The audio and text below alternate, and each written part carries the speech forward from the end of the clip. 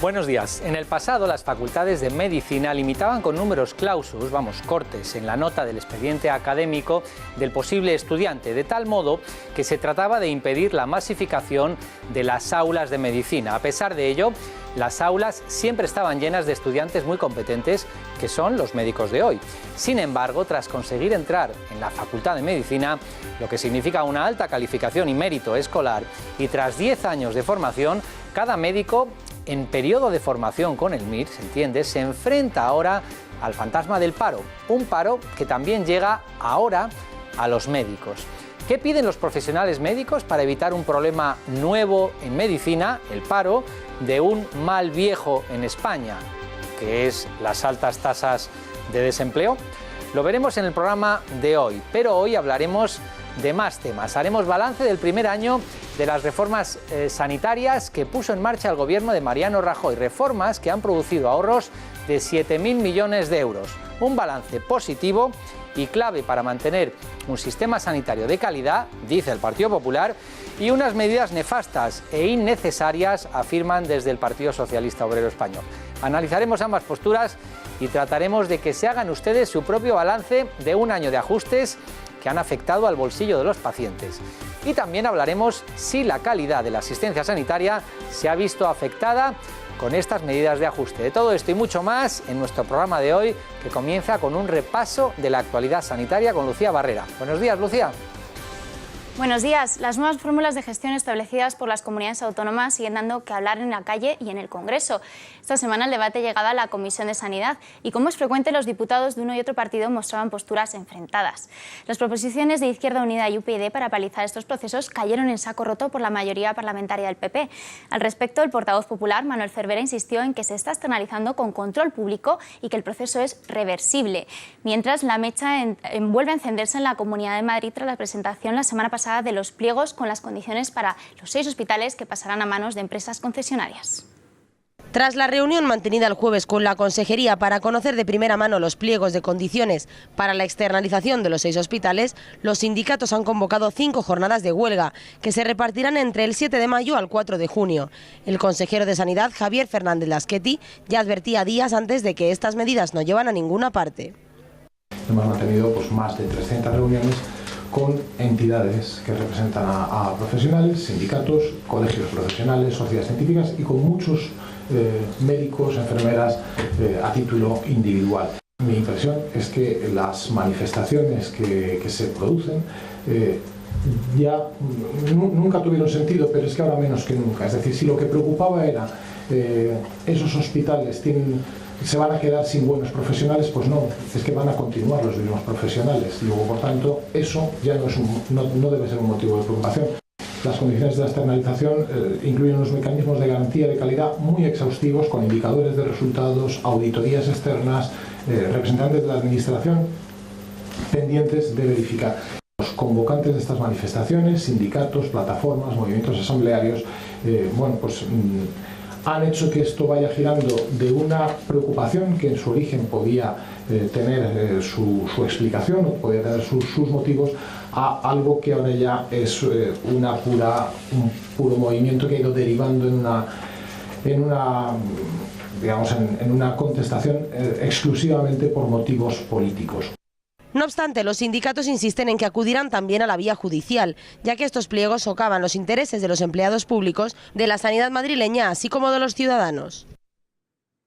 El futuro de la sanidad española está en boca de todos y cada vez preocupa más, en este caso a los profesionales médicos que denuncian las consecuencias de los recortes en el Sistema Nacional de Salud.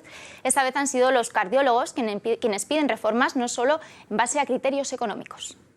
Los cardiólogos han dejado claro que la única manera de sostener el sistema sanitario es mejorando la eficiencia, y esto implica potenciar la gestión clínica con la implicación de los profesionales. Nosotros, como depositarios de la evidencia científica médica, pues somos los responsables, no responsables, pero sí desde luego tenemos un importante protagonismo a la hora de definir, ¿no?, lo que es la seguridad del paciente, lo que es el volumen de actividad, y que se va a traducir de alguna manera en la regionalización de servicios, en la creación de redes asistenciales para mejorar la eficiencia, ¿no? Por otra parte, el grupo de expertos insiste insiste en que se están produciendo excesos en la política de contención del gasto y en la necesidad de que en estos momentos difíciles se garantice un sistema nacional de salud sólido. En España sí hay mimbres como para hacer esa transformación y no nos hace falta estar pensando que la sostenibilidad va a venir solo por estar recortando y una contención del gasto, porque obviamente se le está entrando con ganas en los últimos años al Sistema Nacional de Salud. Es un buen sistema de salud, uno debe nutrirlo, uno debe protegerlo, uno debe estar asegurando su sostenibilidad y su... No quiere decir eso que no hay que hacer ningún ajuste, pero eso no puede ser la única política. España invierte actualmente en sanidad el 7,1% del Producto Interior Bruto, una cifra que está por debajo de la media europea con el 7,8%. Sin embargo, las expectativas no son nada halagüeñas, ya que se prevé que el peso del gasto sanitario se reduzca un 21%. El resultado en salud es un resultado satisfactorio, porque España es el país con mayor expectativa de vida entre los países de nuestro entorno y básicamente aquí en España ha aumentado la expectativa de vida porque se han reducido la mortalidad de las enfermedades cardiovasculares, del cáncer, que en muchos casos se ha convertido en una enfermedad crónica, reducción de la mortalidad por SIDA, por enfermedades infecciosas, etcétera. Han sido logros que ha tenido la medicina por el desarrollo tecnológico, el desarrollo de los procedimientos terapéuticos y de los procedimientos diagnósticos. En definitiva, los expertos han apostado por crear redes asistenciales, mejorando la coordinación entre primaria y especializada y la concentración de recursos en centros de referencia, así como el establecimiento de alianzas estrategias para mejorar en innovación, investigación y desarrollo. Medidas, todas ellas, apuntan los cardiólogos, que no pasan por la externalización o la privatización de la sanidad. Más cosas. El calendario vacunal que propuso la ministra de Sanidad, Ana Mato, en el pasado Consejo Interterritorial no convence al colectivo de los pediatras. Consultados por la sociedad científica, un 91% de los mismos han respondido que les parece inadecuado, aunque consideran muy importante la aprobación de un calendario común para toda España. Además, el 96% de los pediatras encuestados recomienda incluir en el calendario infantil sistemático la vacunación antineumocócica. El 83% adelantaría la vacunación frente a la varicela a los 12 meses de edad y el 41% incluiría también en el calendario la vacuna del rotavirus. Las principales pegas al calendario se centran en el establecimiento de la vacunación contra el virus del papiloma humano en los 14 años, en lugar de a los 11, como hacía la mayoría de las comunidades autónomas hasta ahora, y el cambio de la vacuna de la hepatitis B, que fija ahora los plazos en el nacimiento y a los 2 y 6 meses.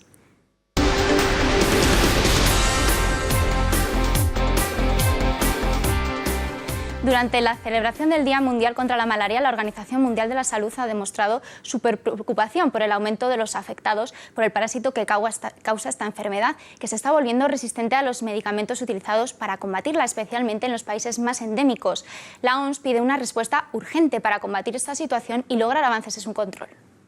La Organización Mundial de la Salud ha destacado el aumento de casos de resistencia a los tratamientos antipalúdicos en el sudeste asiático, en concreto en la región del Gran Mekong. La resistencia del parásito a los medicamentos contra la malaria se convirtió por vez primera en un problema mundial en la década de 1960, cuando el parásito desarrolló resistencia a la cloroquina, el entonces antimalárico más utilizado. Esta resistencia se extendió a África, lo que provocó un drástico aumento de muertes, especialmente entre los niños. Actualmente, el tratamiento más actualizado incluye la artemisinina, al que ya se han registrado casos de resistencia en Camboya, Myanmar, Tailandia y Vietnam. Ante esta situación, y aunque la Organización Mundial de la Salud reconoce que los esfuerzos nacionales para contener la resistencia han tenido algún impacto, advierte de que se necesitan medidas urgentes para eliminar totalmente las cepas resistentes del parásito y para que las medidas adoptadas sigan siendo eficaces.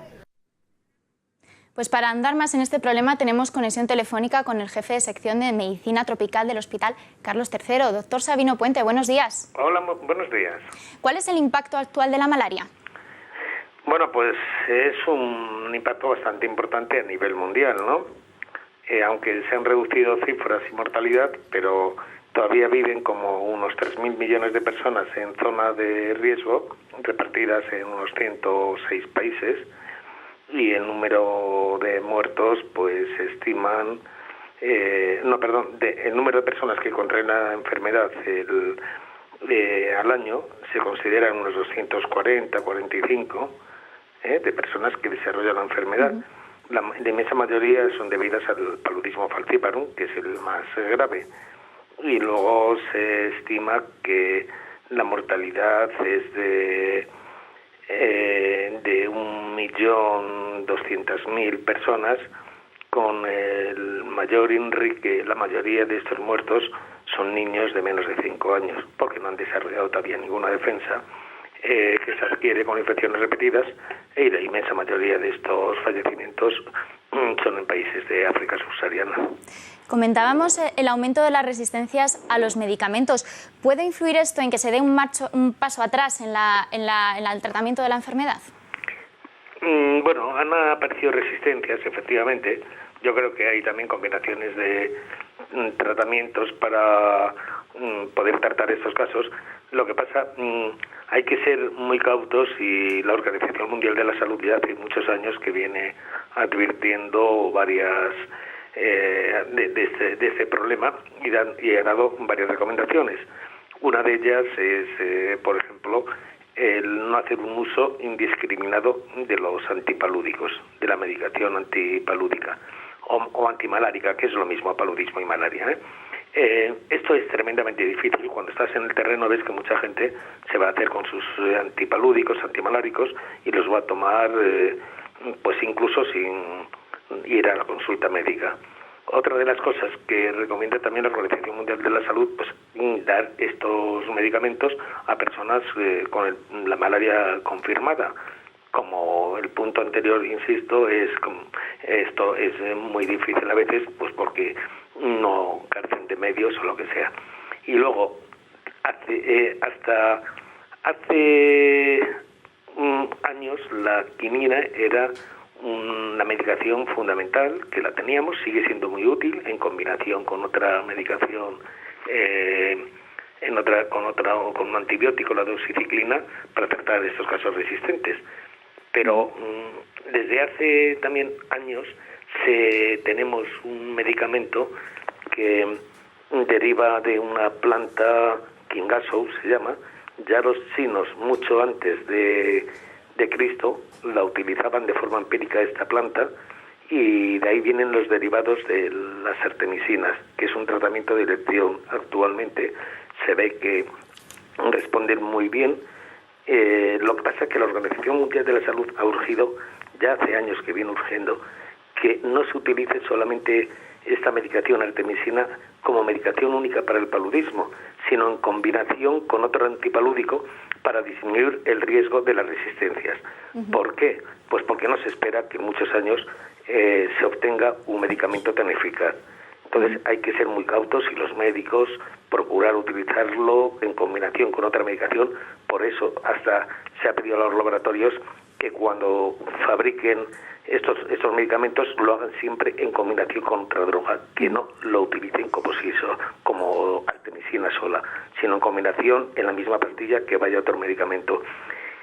Doctor Puente, nos quedamos sin tiempo. Sí. Muchas gracias por habernos atendido. Nada. La Organización Mundial de la Salud aseguraba este miércoles que la nueva cepa de gripe aviar hallada en China es una de las más letales de las detectadas en su clase hasta ahora. Laboratorios de todo el mundo están trabajando a destajo para conocer mejor este virus que nunca antes había afectado a los humanos. Hasta el momento se han registrado alrededor de 22 víctimas mortales a causa del virus H7N9 y se han infectado un total de 108 personas. Sin embargo, a esta cifra de afectados habría que añadir otro caso en Taiwán, según informaron las autoridades sanitarias del país. Ante estas cifras, un grupo de expertos internacionales se han trasladado al foco de infección en China y han realizado una investigación sobre lo ocurrido desde los primeros casos. Los investigadores creen que la situación es compleja, difícil y cambiante. A juicio de los expertos, este virus es más letal que otros que son una mezcla entre un ave y un mamífero. Por ello, la gripe porcina de 2009 fue más leve. Uno de los problemas que están encontrando los especialistas a la hora de estudiar el virus es la ausencia de enfermedad visible en aves de corral. Debido a ello, ya que solo se está al comienzo de la investigación, únicamente se están viendo las infecciones más graves. Los científicos creen que podrían aparecer más casos de personas infectadas en los próximos meses. De momento, las muestras analizadas de pollos, patos y cerdos, procedentes de mercados de animales vivos, han dado positivas al H7N9, pero aquellas procedentes de aves migratorias no. Cambiamos de asunto. La fibrosis quística es una enfermedad genética y crónica para la que no se dispone de tratamiento curativo. La principal complicación de los afectados por esta dolencia son las infecciones repetidas causadas por la obstrucción bronquial. Estas infecciones inflaman y destruyen zonas de los pulmones y afectan al hígado, al páncreas y a los órganos reproductores. Para prevenirlas, un hospital de Barcelona ha llevado a cabo una novedosa iniciativa. El Hospital Vall d'Hebron de Barcelona ha presentado esta semana la primera unidad de fibrosis quística en España, que se ha recubierto completamente de cobre, un material capaz de eliminar las bacterias en más de un 90%. El cobre tiene una propiedad antimicrobiana, es decir, mata al microorganismo que se deposita en la superficie. Entonces, cuando los pacientes están en contacto con cualquier superficie, la tocan y dejan sus microorganismos, inclusive las secreciones, las propiedades naturales que tiene el cobre mataría a las bacterias o a todo microorganismo, ¿no? Una instalación en paredes, pomos de las puertas, picaportes y grifos como medida preventiva que evitará el riesgo de contagio de infecciones entre los afectados de fibrosis quística. Esta semana se celebraba el Día Mundial de Lucha contra la Meningitis, una enfermedad que causa la muerte de entre el 5 y el 10% de las personas que la contraen. Además, las personas que sobreviven suelen experimentar graves secuelas como daños cerebrales, discapacidad de aprendizaje, pérdida de audición y amputaciones de los miembros. Según datos de la Organización Mundial de la Salud, cada 10 minutos muere una persona en el mundo por meningitis. Por esto, con motivo del Día Mundial, se organizaban esta semana actividades de concienciación ciudadana. Lo primero es recordar en qué consiste la enfermedad. Es una enfermedad que afecta fundamentalmente a las sustancias que recubren el cerebro, las meninges y la médula espinal. Puede producirse por muchas causas, pero de la que estamos hablando ahora, de la que tiene una mortalidad alta y muchas secuelas, es de la meningitis bacteriana. Distintas bacterias que infectan estas meninges y que luego además pueden pasar a todo el organismo y causar una sepsis. Se trata, por tanto, de una patología poco frecuente, pero con unos resultados devastadores, que afecta sobre todo a niños y jóvenes. No es un problema cuantitativo en el sentido de que nos deba preocupar como un problema de salud pública, ¿no? La incidencia de la meningitis es muy baja en comparación con las causas, por ejemplo, de mortalidad. Por eso es importante conseguir el equilibrio entre saber detectar los síntomas precoces y no crear una excesiva alarma social.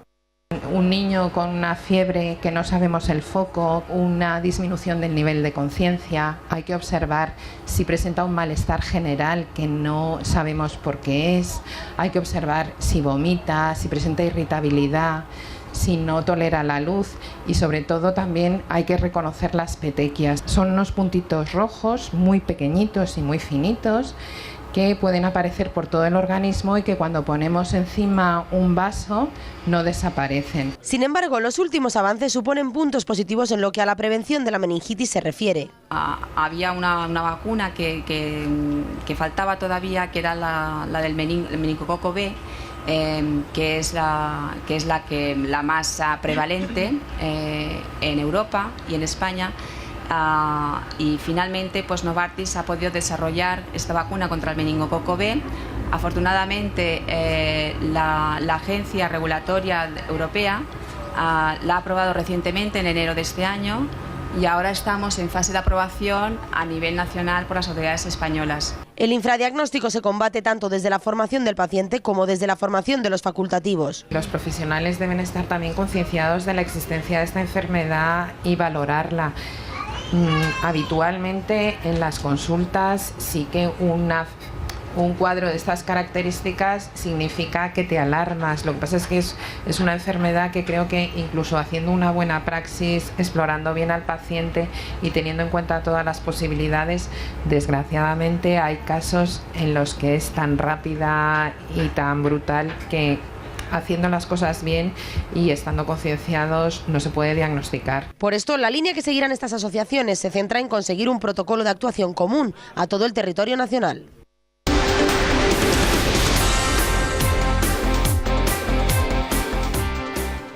Como cada semana, las noticias en formato breve, no se las pierdan. Una media de 8 años a dieta, lo que equivale a la realización de 94 regímenes de 4 semanas de duración cada uno, según el Instituto Médico Europeo de la Obesidad.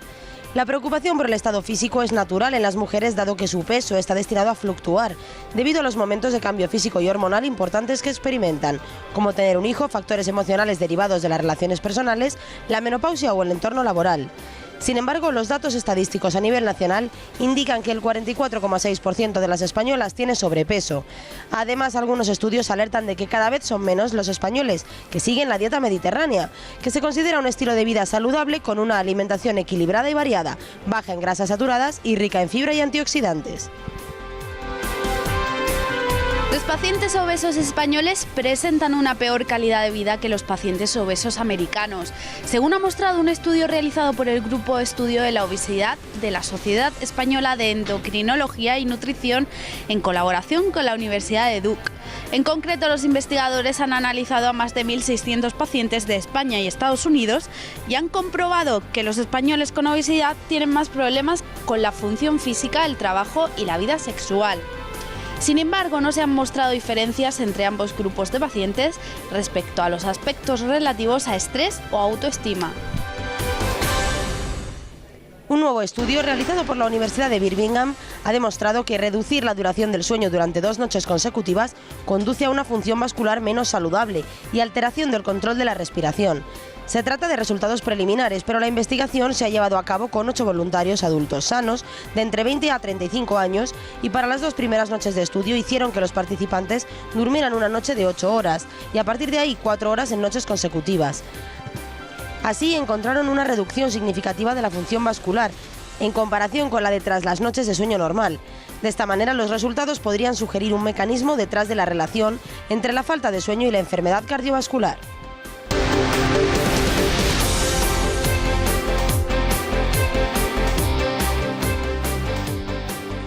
Aunque su nombre no nos resulte del todo familiar, lo cierto es que el Helicobacter pylori ha coevolucionado con el hombre desde el inicio de la especie. Esta bacteria que coloniza el estómago está en aproximadamente el 20% de la población, sin embargo solo causa síntomas en el 20% de las personas. Para conocer más acerca de ella y para hablar de nuestra salud digestiva, contamos hoy con el doctor Carlos Martín de Argila, médico adjunto del Servicio de Gastroenterología del Hospital Ramón y Cajal. Buenos días, doctor. Buenos días. Veíamos que gran parte de la población, una parte de la población tiene Helicobacter pylori, tiene esta bacteria. Sin embargo, solo un 20% aproximadamente tiene síntomas. ¿Por qué unos sí y otros no? Bueno, en realidad lo tiene más gente. Es decir, se estima que la prevalencia a nivel mundial está en torno al 50% y está muy condicionada pues, a nivel socioeconómico y los hábitos de vida. De tal forma que los países en desarrollo tienen mucha más prevalencia y el nuestro, que está en vías ya, país más desarrollado, pues está en torno al 20, al 30%. Entonces, el que algunas personas tengan síntomas y otras no tengan síntomas está muy debatido. Se sabe que todas las personas infectadas desarrollan una gastritis, es decir, tienen una inflamación de la mucosa, pero es cierto que tan solo un grupo pequeño van a desarrollar síntomas y probablemente la razón de ella sea que no solo interviene la bacteria, sino que son necesarios otros factores, factores genéticos del huésped u otros condicionantes ambientales, pues consumo de sal, el consumo de tabaco, consumo de alcohol, que son factores agresivos también para la mucosa gástrica y que conjunto con la infección pues probablemente es lo que haga que una persona pueda desarrollar síntomas y otros no los tengan. Esta diferencia también hace un poco complicado, o bueno, hay cierta controversia en cuanto a si es necesario tratarlo siempre o no, o cómo está ahora mismo la situación. Efectivamente, pues la situación es que ha cambiado mucho desde que se descubriera el Helicobacter a inicios de los años 80. La verdad es que los criterios eran bastante restrictivos. Inicialmente pues, solo se recomendaba erradicar o tratar la infección a personas que tenían úlcera duodenal, úlcera gástrica, aquellos pacientes que tenían familiares de cáncer gástrico, aquellos pacientes que tenían cáncer gástrico. Pero según han ido pasando los años, las reuniones de consenso y grupos de expertos pues, han empezado a abrir un poquito el abanico, de tal forma que hoy en día se recomienda por lo menos ofrecer a toda paciente o toda persona que sabe que está infectada por Helicobacter pylori el tratamiento de la infección, porque sabe que puede prevenirse pues eso, desarrollo de algunos tipos de cánceres, el que desarrolle una úlcera péptica en el futuro, etcétera, ¿no?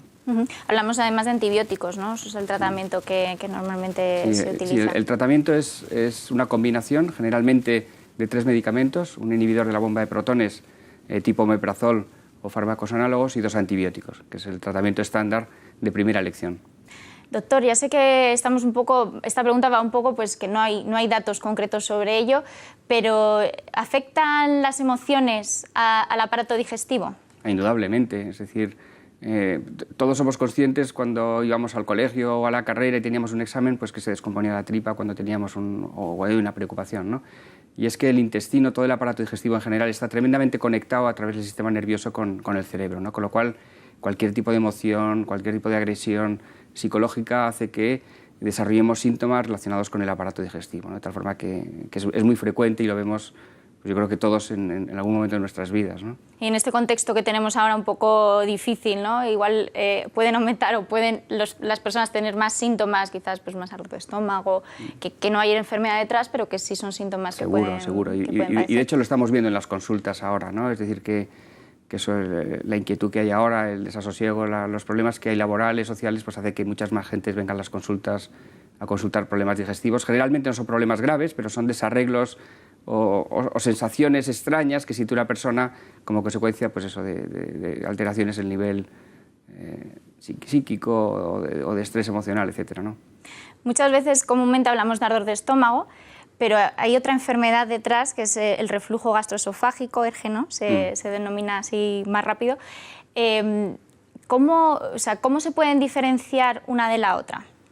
Bien, es importante. Síntoma, sí. ¿no? Es decir, el reflujo gastroesofágico es fisiológico, es decir, todas las personas tenemos o hemos tenido en algún momento de nuestra vida sensación de ardor o de quemazón o de que nos sube la comida desde el estómago a la boca, ¿no? De hecho, los niños pequeños, nada más nacer, tienen, por un problema de inmadurez, es muy frecuente el reflujo y regurgitan y es frecuente, ¿no? Lo que pasa es que según va evolucionando la persona, se va haciendo mayor, hay una válvula que hace que contenga el ácido del estómago y no pase al esófago, ¿no? De tal forma que en personas adultas, esto que durante la niñez es algo más o menos fisiológico, es cada vez más raro, ¿eh? Ahora bien, cuando esto es frecuente y ya se produce con una asiduidad mayor de lo que se considera normal, hablamos ya no de reflujo gastroesofágico, sino de enfermedad por reflujo gastroesofágico, que es cuando ya los síntomas son mayores de lo que cabe esperar por algo fisiológico que en otro momento sería normal, ¿no? ¿De cuánta frecuencia estaríamos hablando? Bueno, pues se suele poner un límite un poco arbitrario, ¿no? Pero a partir de la sensación de más de 2 o 3 veces a la semana de síntomas de ardor o pirosis, se considera ya esa persona que tiene una enfermedad por reflujo gastroesofágico, ¿no? Y se recomienda pues, que acuda al médico de cabecera o al médico de atención primaria o al gastroenterólogo para consultar un poco el alivio de los síntomas. Porque la subida también puede quizás dañar la parte del esófago, la subida de los ácidos del... Efectivamente, es decir, la enfermedad por reflujo gastroesofágico, la más frecuente es la que llamamos no erosiva, es decir, que el paciente siente síntomas, pero afortunadamente no tiene lesiones a nivel del esófago. Pero hay un pequeño grupo que es importante y es el que hay que tener más cuidado, que no solo tiene síntomas, sino que además puede dañarse el esófago, que se llama esofagitis, y que entonces pues, el tratamiento ha de ser más intenso, más prolongado en el tiempo y que hay que cuidarlo más, ¿no? ¿Se pueden tomar algún tipo de medidas para prevenir esa sensación tan incómoda, el reflujo? Sí, es decir, antes del tratamiento lo que es recomendable al paciente pues una serie de medidas higiénico-dietéticas generales, saludables para todo tipo de persona, ¿no? Pues evitar el sobrepeso, la obesidad, no fumar, no beber alcohol. Y hay otra serie de aspectos un poco ya más estrechos o centrados en la enfermedad. Por ejemplo, evitar las comidas grasas, evitar el chocolate. No es conveniente acostarse hasta que no pase hora y media después de haber comido, tanto en la comida como en la noche. Fundamentalmente esto, ¿no? Doctor, hay investigaciones que se están cada vez más de la relación de la flora intestinal en determinadas enfermedades, de la microbiota, ¿no? ¿Qué se sabe de esto? Bueno, pues sí, la verdad es que en los últimos años se está relacionando mucho eso. Sabemos que todas las personas tenemos una flora intestinal peculiar, probablemente cada uno diferente de otro, y que hace que tengamos un equilibrio y que nos protege de los agentes externos, ¿no? Y se sabe que cuando se altera este equilibrio o esta flora intestinal se pierde, pues hace que seamos más susceptibles a infecciones externas o a tóxicos externos, ¿no?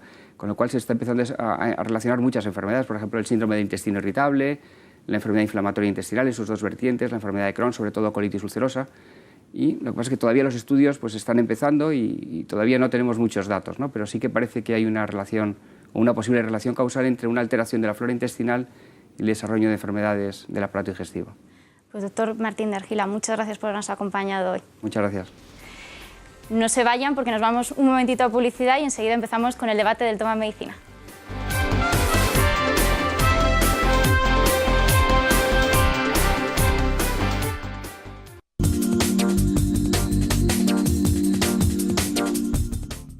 Ya lo decíamos al comienzo del programa, el paro, que alcanza ya una amplia variedad de sectores, llega a los médicos. Los últimos datos apuntan a que dicho paro médico podría llegar a los 6.000 profesionales a finales de este año. Los sindicatos médicos advierten de que España gasta dinero en la formación de profesionales sanitarios que luego tienen que irse a otros países para conseguir trabajo. Marzo ha sido el mes que más médicos parados ha registrado. De esta manera, el Servicio de Empleo Estatal cerró con un registro de casi 2.600 médicos en esta situación. A pesar de estas malas cifras, el Consejo Estatal de Sindicatos Médicos ha confirmado que estos números podrían triplicarse antes de finales de año. Los sindicatos médicos apuntan a los recortes en los centros de salud, motivados por la crisis, como culpables de estas malas cifras. Por este motivo, los representantes de la profesión han reiterado su oposición a la creación de nuevas facultades de medicina, ya que esto puede suponer el crecimiento de bolsas de paro. Además, ante el incipiente éxodo de médicos que buscan salidas profesionales en otros países, el sindicato insta a las autoridades a que busquen fórmulas para generar empleo estable en el sector sanitario, para la promoción y el cuidado de la salud. Y para hablar de este y otros temas que seguro le van a interesar, tenemos hoy con nosotros a nuestros tres expertos. Ellos son Jaime del Barrio, que es director general del Instituto Roche, bienvenido. Muchas gracias. Jorge Matías Guiu, que es el vicepresidente de la Sociedad Española de Neurología, bienvenido de nuevo. Muchas gracias. Y Tomás Toranzo, que es presidente de la Sociedad Española de Emergencias y Urgencias. Bienvenido, Tomás. Como los tres sois expertos, ya habéis venido varias veces al programa, pues va a ser muy fácil entrar de lleno en todos estos temas. Sobran médicos, faltan médicos y al final, fábrica de paros. Jaime, ¿cómo ves todo esto? Bueno, vaya por delante primero que yo soy médico y con casi ya 30 años desde que terminé, soy un médico que he hecho un poco de todo, he hecho muchas cosas. ¿Por qué digo esto? Porque yo creo que había que lanzar 3 o 4 mensajes, porque hay momentos críticos, ¿no? Un momento crítico es el que cuando se está terminando en el colegio, vemos jóvenes que en ese momento pueden ser de todo en la vida y que tienen un foco muy claro, que es entrar en una carrera de medicina, y tienen las notas más altas, con lo cual el no entrar ya supone para muchos realmente una tragedia familiar, ¿no? En segundo lugar, los números de plazas que se convocan en las facultades, que realmente no son acordes con lo que luego el mercado va a necesitar, con lo cual habría que ajustar realmente la oferta a lo que va a ser luego la demanda, ¿no? Luego hay un tercer momento crítico para mí, que es en las facultades, ¿no? Las facultades se sigue formando muy bien académicamente, pero muchas veces no se prepara a los alumnos para lo que luego la vida les va a dar. Estoy hablando, además de formación, estoy hablando de habilidades, de técnicas, de enfrentarse realmente, y el enfrentarse significa a la profesión o incluso a otras profesiones, ¿no? Yo creo que uno puede terminar la carrera de medicina y estar apto para muchas otras funciones en la vida, y otras profesiones, y brillar en otras, ¿no? Y ya por último estaría, bueno, realmente todos los que están ahora mismo ya están en el paro. Yo creo que habría que darles un mensaje de que esto no va a volver a ser nunca lo que en su momento fue. Es loable el que ahora mismo busquen otros mercados fuera de España, pero a muchos les invitaría a que ahora mismo están todavía preparados y tienen posibilidades para abrirse camino en otros sectores y en otros campos. Luego, por lo tanto, también les invitaría a ello. Insisto, yo no he dejado nunca de ser médico, me sigo reconociendo médico, pero eso no quita para que haya hecho otras labores en la vida y además yo creo que fructíferamente. Jorge, como neurólogo, ¿crees que hay muchas facultades? Sí, vamos, yo llevo no solo como neurólogo, ¿no? Soy profesor universitario y además he vivido las discusiones sobre los numerus clausus, las facultades durante 20 años, ¿no? Más de 20 años. Y bueno, esto es un balanceo, ¿no? Se dice que sobran médicos, tiramos por la vía, al cabo de 5 años más tarde faltan médicos y entonces hay que correr, hace 5 años vuelve a estar lo mismo y yo en mi vida profesional voy pasando vaivenes de decisión. ¿Por qué? Porque las situaciones coyunturales pues hacen que la gente, con toda la razón del mundo, todo lo que ha dicho el vídeo es absolutamente razonable, pues toma decisiones puntuales. Pero claro, formar un médico son 10 años. 10 años por lo menos. O sea, cambiar ahora es decidir los médicos que vamos a tener de aquí 10 años. Entonces, ¿quién es el que se atreve a decir ahora cómo va a ser la sanidad española de aquí 10 años? Con un aspecto que acaba de decir, o sea, dice ahora, que es absolutamente verdad. Estamos viendo al médico en la consulta de asistencia primaria de los centros de salud. Oiga, es que el médico hace muchas más cosas. Hay sectores de la industria, de la empresa, que necesitan médicos. Y que, bueno, la vida diaria ha hecho que no dediquemos a eso. Y cuando formamos a profesionales en las universidades debemos pensar no solamente en la consulta del centro de salud, que es muy importante, pero no solamente o las urgencias o un servicio de neurología. Hemos de pensar en todas las capacidades que tienen los médicos y que hoy día nuestra sociedad pues no tiene, y digamos, y que muchas veces pues deberíamos tener, y que nos harían pues muchamente más competitivos. Entonces, ¿qué es lo que quiero decir? Que, hombre, que esto, que es un tema que evidentemente tienen razón, no es bueno que haya médicos en el paro, pero los médicos en el paro ya están. No estamos hablando de lo que va a haber, pues debería tomarse desde un punto de vista con una mayor progresión en el tiempo. Y lo de las facultades de medicina, pues es una realidad. Formar médicos cuesta mucho dinero, pues evidentemente es más fácil y más barato formar 125 en una buena facultad que formar 50 en 3 facultades, que probablemente nunca sean buenas, ¿no? Entonces, que es probablemente más razonable pues acotar la formación en lugares que, aunque sea aumentando en esas universidades un poquito más el profesorado, para que realmente tengamos una capacidad competitiva y podamos darles pues subáreas de formación, porque al final lo que vive el país es que tengamos médicos, pero tengamos médicos para cosas especiales que el país nos demanda, tanto en aspectos sociales como empresariales como sanitarios. Y efectivamente, además, a 10-15 años, lo que ocurra en 10-15 años, quién sabe. Lo que sí está claro que hay una tendencia, y 6.000 profesionales estima el sindicato de médicos que a finales de año estarán en el paro.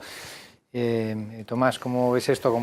¿También como facultativo? ¿Qué es el caso? Sí, como facultativo y como miembro del sindicato médico. También. Sí, que por cierto es confederación, no confederación. consejo. ¿Quién ha dicho consejo? Bueno, es igual.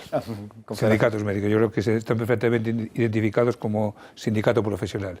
Pero sí es cierto que es un problema, y el problema hay que enfocarlo desde las dos partes, desde los profesionales, de los profesionales que no acceden a un empleo haciendo una formación, como se ha comentado antes, muy larga en el tiempo, muy costosa para las familias y muy costosa para la sociedad. Una falta de sintonía entre las necesidades y lo que se está formando. Ha habido, por criterios políticos, como siempre está pasando, se han creado facultades que no eran necesarias. Había un claro defecto de planificación, no había un registro profesional, no se sabía lo que hacía falta, y después un problema para la sociedad.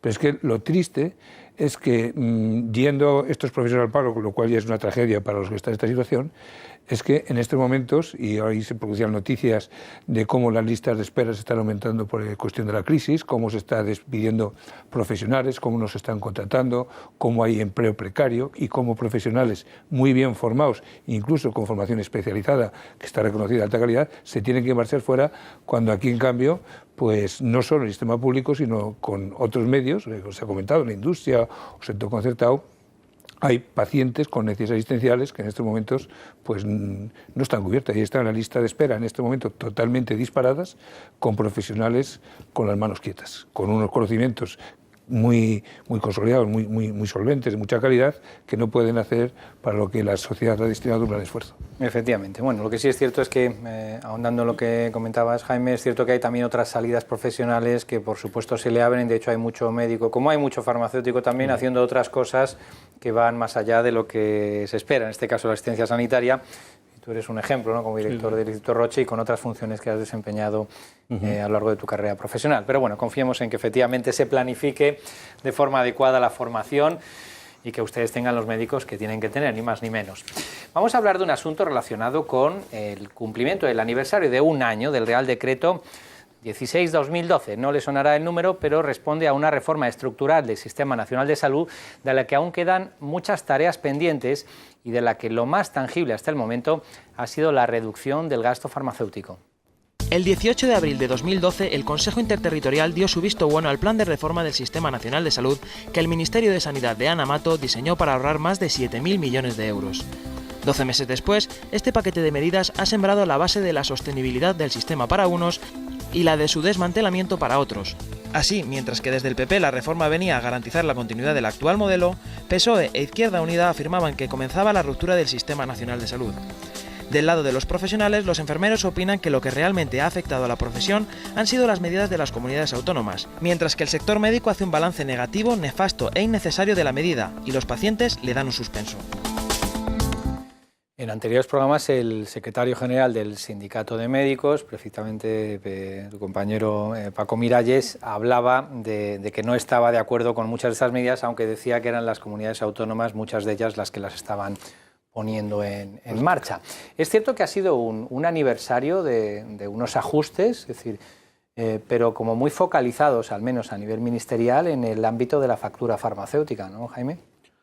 Sí, yo creo que mirando hacia atrás, yo creo que ya, y más allá del tiempo del Real Decreto, ya hace años que venimos diciendo, todos los que estamos en el mundo de la sanidad, en diferentes ámbitos, de que era necesario una reforma importante del modelo. El modelo había cumplido sus objetivos, además con buenos resultados, pero bueno, hacía falta una reforma, ¿no?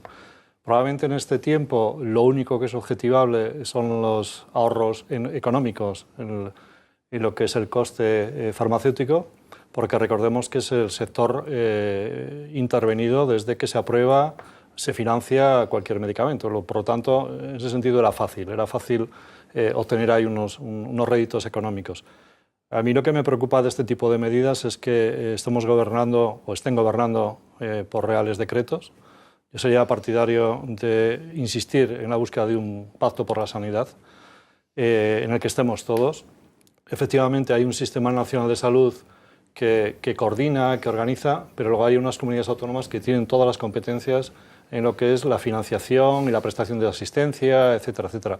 O por lo tanto, a la medida que no consigamos que haya realmente ese gran consenso, ese gran acuerdo, pues todo lo demás serán, yo creo que, movimientos estériles. Estamos en una situación económica, desde luego que hay que primar lo económico, pero yo creo que no se puede dejar de lado el valor social y el valor salud con mayúsculas, que estas medidas económicas pueden tener a corto plazo. Entonces, de acuerdo con las medidas económicas, pero inmediatamente tiene que haber al lado una serie de reformas estructurales que impidan que los indicadores de salud se pierdan. Siempre las pedimos, además, que haya consensos y medidas estructurales y pactos. Y el valor Jorge, independientemente de esto, ¿te parece que la calidad se está afectando? O, aunque es cierto que hemos hablado de la factura farmacéutica, Jaime, te referías a los recortes, bajadas de precios, en precios ya intervenidos, y bueno, y estaría la modificación del copago, que incluía pues que algunos con un límite de unos 60 euros al año, pues los jubilados, que fue la gran, digamos, novedad. ¿Pero te parece que la calidad en la asistencia se está afectando? Vamos a ver, yo creo que el gran problema del sistema sanitario no es de grandes bloques, que probablemente necesitaríamos pues una gran reforma de cómo funcionan los hospitales, cómo se funciona, cómo se administra. Pensar que en la Comunidad de Madrid, por ejemplo, o en cualquier comunidad, es la empresa más grande de la comunidad de la sanidad. En cambio, si uno mira la estructura directiva, bueno, es que hay empresas pequeñitas que tienen más directivos que el sistema sanitario, ¿no? Tema sanitario. Entonces, hombre, todo ese concepto de cómo funcionan unas grandes empresas como es la sanidad, todo eso merecería una gran reforma. Es decir, tenemos nosotros un sistema en los hospitales, que no es que lo censure, pero la realidad es que, bueno, por gremios, donde cada uno forma autonómicamente, tenemos directores de médicos, directores de enfermería, directores de gestión. Claro, todo esto es una visión muy poco empresarial. Imaginemos que en una empresa donde cada sector profesional pues tuviera sus propios directores, ¿no? Entonces, claro, no excesivos, que probablemente es una visión diferente de cómo tiene que ser. Y eso genera problemas en lo que yo siempre he dicho de la microeconomía, el coste del día a día. Yo creo que el coste del día a día es donde ha incidido básicamente la alegría en la gestión económica que hemos tenido en el sistema sanitario, ¿no? Que valora el coste de los apartados, de los aspectos de trabajo. Y todo eso no se puede solucionar con un cúmulo, con un acorde de decisiones, como fue el Real Decreto, que era una miscelánea de cosas que se podrían hacer. Eso necesitaría pues una visión más grande. Entonces, ¿qué ha pasado con todas esas medidas y su aplicación? Pues que se han aplicado por las comunidades autónomas y por los hospitales y por los centros de salud. ¿Ha generado trastornos de la calidad? Pues depende. En algunos sitios sí y en otros sitios no. En otros sitios se ha podido modular y hacer que esos aspectos y otros muchos más que se han puesto para ahorrar dinero, pues no se ha alterado la calidad, y en otros sitios ha sido una caída enorme de la calidad. Entonces, como siempre pasa, pues no podemos mirar toda la atención sanitaria como de una forma básicamente, digamos, global, sino que es específico de cada grupo, cada persona específicamente. Probablemente hay sitios donde el que que echen a 3 personas, probablemente de forma injusta, que eran a lo mejor los 3 que más trabajaban, ha tenido una incidencia enorme en el funcionamiento, y en otros sitios pues no ha pasado porque el que se ha marchado pues resulta que era poco activo, por decirlo de alguna manera, ¿no? Y lo digo, y no solo en las personas, lo digo en lo que es la contratación de aspectos determinados, el consumo, lo que es, digamos, la realización de pruebas, ¿Que está influyendo? Seguro, porque siempre que hay menos recursos, pues acaba influyendo. Sí se afecta la calidad. Yo ¿Crees que en algunos casos se está sí. afectando? Antes de irnos a una pausa, te toca hacer un resumen sucinto de tu visión, Tomás. Pues yo creo que la visión es un triste aniversario,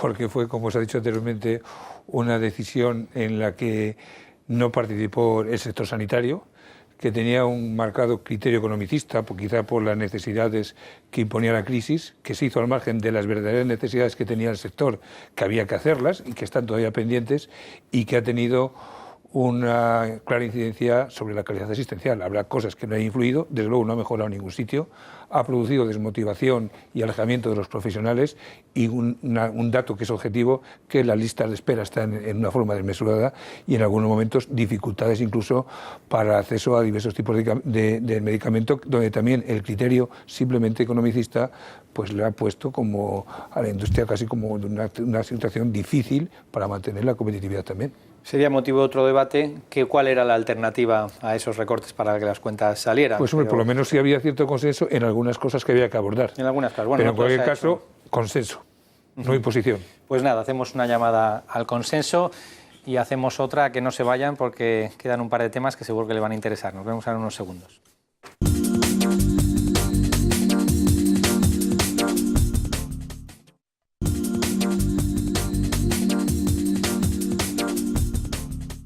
Y hablábamos de reforma antes y seguimos hablando de reformas. Esta semana también conocíamos otros datos muy relevantes, y es la de las personas, el número de personas en paro que se han beneficiado de la exención del pago por medicamentos. En julio de 2012 se acordó que las personas en paro dejaran de pagar los medicamentos que se les prescribían. Esta semana la ministra Ana Mato señalaba que 684.000 ciudadanos desempleados que han perdido su prestación se han beneficiado de esta medida. Y es que antes de la reforma del sistema de participación farmacéutica, estas personas estaban obligadas a pagar el 40% del precio de sus medicamentos, como cualquier activo, con independencia de sus ingresos. Pues me vais a perdonar, pero de esta noticia no he oído nunca a nadie hablar de... O sea, es decir, no he visto a nadie que se manifieste a favor de que los parados dejen de pagar por sus medicamentos. Los parados, obviamente, que están en situación transitoria. Tomás, por empezar por el lado opuesto. Bueno, pues esto es una de esas cosas que se han comentado menos, ¿no? Porque siempre la noticia es que el hombre muerde al perro, no que el perro muerde al hombre, ¿no? Claro. Es una de las mejoras que ha tenido consecuencias, no solo ser negativas, pero hay alguna que tiene ciertos beneficios. El copago ha sido muy criticado, pero ha tenido algunas consecuencias que yo creo que era relativamente injusto la situación anterior, esa división dicotómica, o no pagabas con independencia de la renta o tenías que pagar un porcentaje, ya había copago antes, y ahora yo creo que es un poquito más justo, entre otras cosas, que personas sin recursos o sin posibilidades pues tengan un acceso gratuito a la medicación que le hace falta. Quizás la única pega que tiene es que los 3 tramos sean a lo mejor demasiado poco o con tramos muy amplios que discriminan poco, y quizás una cosa que se ha planteado es que esos tramos deberían dividirse para hacerlo más próximos a las realidades económicas de la sociedad, ¿no? Sin embargo, una buena noticia, 700.000 personas que por lo menos se beneficien, dada su situación de paro, de no pagar por los medicamentos con cargo a la factura pública. No, vamos, yo creo que todo lo que se ha ido a la gente pues estará de acuerdo, ¿no? La pregunta es si lo podemos pagar y si somos coherentes en la atención. Porque claro, si juntamos esta noticia y al lado ponemos todos los recortes que se está haciendo en la ley de dependencia, y cuando familias con imposibilidades no tienen capacidad de tener dinero y se retrasan casi un año y medio en recibir la prestación de dependencia, la pregunta que yo tengo que hacer es, vamos a ver, entre los dos, ¿cuál elegimos? Y teniendo en cuenta que me parece de acuerdo, que estoy de acuerdo, ¿no? Pero la administración tiene que saber que, hombre, que eso puede ser evidentemente pues un dato muy importante en aparecer en un periódico, pero detrás tenemos toda una prestación social muy problemática, como es la ley de dependencia, que en este momento se está cubriendo mal con muchos retrasos en la inscripción. Entonces yo no sé si tuviera que decidir en costes o no, porque eso no tengo la información, para eso está la Administración, que es uno de los costos. Entonces yo creo que adelante en ese tipo de acciones, pero cuidado, las podemos pagar, podemos hacerlo y sobre todo eso que supone en otro tipo de prestaciones sociales muy importantes y que afectan muy a individuos y a capas muy importantes de la sociedad y que a lo mejor por cumplir unas dejamos cumplir las otras. Esa es la decisión que importa, que yo desconozco y soy incapaz de contestar, pero que creo que todas estas cosas se tienen que valorar desde un punto de vista más amplio, desde un punto de vista no exclusivo de una noticia, a la cual yo estoy de acuerdo y que vamos, me parece correcto, pero que hay desde luego todo un entorno mayor en lo que es el apoyar a la gente del paro, la gente de la dependencia, la gente que en estos momentos con la crisis está sufriendo de forma muy importante. A mí me pega, no obstante, que son cajas muy diferentes en tamaño y que la dependencia es un tema muy complejo y con muchas necesidades de recursos y que son claramente cajones diferentes, pero efectivamente sería cuestión de averiguar exactamente qué tamaño tienen cada una de las dos cajas. Jaime. No mucho que añadir a esta noticia. Ojalá que hubiera más noticias de este tipo y que tuviera un poco la visibilidad que a mí me gustaría, ¿no? Yo creo que, y ahí sí que reivindico un poco delante de los medios de comunicación, que no haya tanto porcentaje de superficie de malas noticias, ¿no? Y que estas buenas también las llevemos a la primera página y tal, ¿no? Y yo ahí sí que, yo creo que si las autoridades sanitarias son flexibles y sensibles y toman este tipo de medidas, yo les animaría a que sigan tomándolas en otros sectores y en otros campos, porque pueden hacerlo, ¿no? Yo creo que hay que echarle imaginación, ser flexible, adecuarse un poco a lo que la sociedad está demandando. Este es un ejemplo. Ojalá que haya más noticias de estas. Cierto, y como decía Jorge, que se escoja bien entre las diferentes opciones, pero muchas veces, claro, cuantas más opciones positivas, pues mejor para todos, como es el caso, ¿no? Hablábamos antes de la posible repercusión y hemos visto un ejemplo de cómo la reforma en este caso ha repercutido de forma buena, vamos a decir positiva, en estos parados, pero no es la primera vez que hablamos de esa posible repercusión que pueden tener los ajustes en el acceso a los tratamientos innovadores. En este caso, la advertencia viene de la Sociedad Española de Cardiología. Las fórmulas adoptadas por las administraciones sanitarias para reducir el gasto no acaba de convencer a los especialistas. El último ejemplo ha sido el de la Sociedad Española de Cardiología, cuyo presidente, Vicente Bertomeu, ha señalado que la política restrictiva respecto a la utilización de los nuevos anticoagulantes orales tendrá unos efectos negativos en el tratamiento a los pacientes, especialmente en las enfermedades de alto riesgo y crónicas, como es el caso de las arritmias. Bertomeu advierte que estas medidas generan solo ahorros a corto plazo y que a largo plazo pueden repercutir en más costes. Bueno, este es el gran debate, es decir, cómo, cuándo y con qué beneficios utilizar los medicamentos para que sean coste eficaces. Y seguro que nuestro neurólogo de la mesa y nuestro urgenciólogo nos podrán poner casos concretos. Es curioso que una sociedad científica haga un llamamiento. En un caso muy concreto se junta la innovación terapéutica, el beneficio claro, pero con un precio pues también superior. Claro, la sociedad científica llama al peligro que puede decir, una llamada de atención importante sobre lo que nos espera si ahora no se utilizan de forma adecuada fármacos que son coste eficaces, ¿no, Jaime?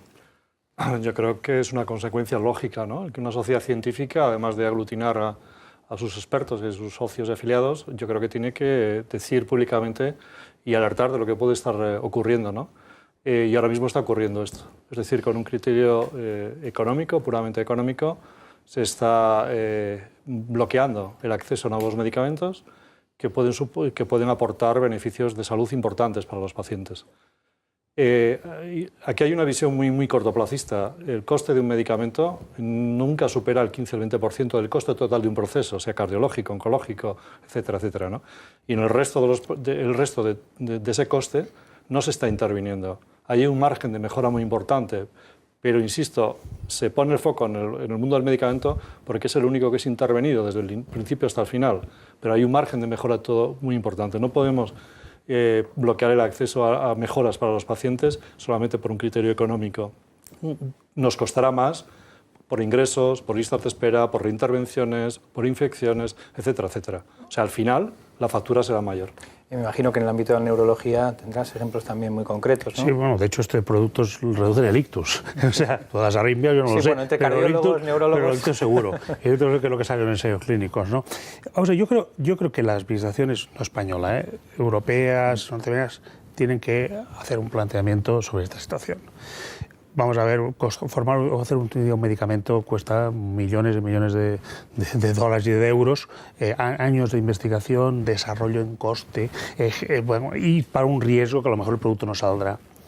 Y al final hay 10 años para comercializar por la patente, 10 años. Entonces en 10 años, si uno analiza el coste y lo divide entre 10 años, pues salen unos precios absolutamente enormes, porque es lo que cuesta, es lo que cuesta. Entonces yo creo que las administraciones deberían hacer pensar que tal como va la ciencia, el desarrollo, el coste y tal, pues eso será cada vez mayor. Y de hecho, cada producto que sale nuevo tiene un coste cada vez mayor, porque es que cuesta más, ¿no?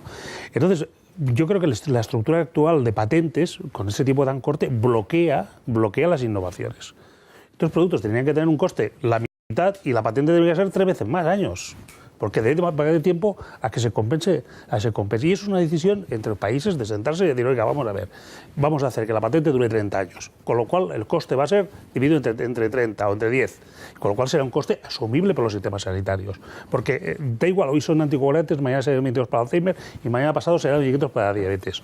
El desarrollo tecnológico hace que los costes de producción de un fármaco son enormes y los productos van a ser muy caros siempre. Entonces, claro, lo que no puede ser que un país, un mundo, Estados Unidos, España, Alemania, quien sea, nos mantengamos con productos de hace 30 años por un problema puramente económico, cuando es un problema de decisión básicamente administrativa. Entonces, yo creo que ahí las administraciones, la española debería insistir en la EMEA en Europa, en todas las corporaciones, para cambiar esta estructura tan cerrada de patentes que hace que realmente sea imposible rentabilizar un producto sin un coste exageradísimo. Y entre otras cosas porque no se vende, porque no hay ese acceso, no se facilita. Debo pedirte, doctor Aranzo, que hagas mención a tu especialidad de urgencias, bueno, para en 30 segundos darnos.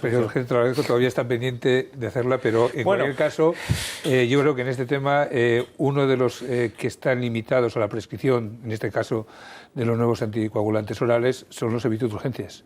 Y además es donde se ven esas arritmias que hay que tratar, aparte de controlar el ritmo o controlar la frecuencia, con anticoagulantes para evitar problemas. Pero enlazando con lo que decía el profesor Matías Guiu, de todo el problema de las patentes, que es lógico y que no solo depende de la administración española, es que además hay que preguntar qué aportan los medicamentos. Y es que en este caso estos nuevos medicamentos aportan mucho, porque además con ese tiempo son coste eficaces. Y como decía Jaime, es que si analiza los costes a largo plazo, los pacientes que estaban anticoagulados con los anteriores había un mal control por la forma de funcionar el medicamento, a largo plazo disminuyen ingresos, secuelas a los propios pacientes, mortalidad. O sea, a pesar de que son caros, en este caso deberían tener una accesibilidad como tienen muchas comunidades. No es homogéneo el trato en los diversos servicios de salud. Y esa es otra encima, la diversidad en los criterios del acceso. No hay problemas, incluso dentro de una comunidad como la mía, pues en algunos servicios no tenemos problemas y en el hospital de al lado, pues con un criterio del inspector de que están incentivados, parece, por el ahorro, sin mirar qué consecuencias tiene, pues tiene problemas para los pacientes. Como antes hablaba de la calidad y la diversidad de los hospitales. Doctor del Barrio, muchas gracias por habernos acompañado un programa más. Un placer. Profesor Matías Guiu, también gracias por estar con nosotros. Doctor Toranzo, gracias por traernos las urgencias, que algún día será especialidad, no lo dudemos. Y que el gobierno rectifique. Efectivamente, y a ustedes, del error. Y a ustedes ya lo saben, nos vemos el próximo sábado para contarle la actualidad y debatirla en profundidad. Hasta entonces.